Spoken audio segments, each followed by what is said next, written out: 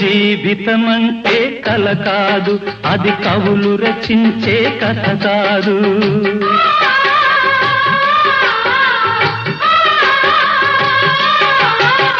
జీవితమంటే కల కాదు, అది కవులు రచించే కథ కాదు.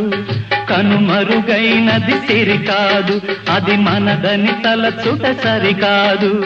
కుడి ఎడమైతే పొరపాటు లేదను నానుడి సత్యం కాదు, ఇది అందరికి అర్థం కాదు. ఓ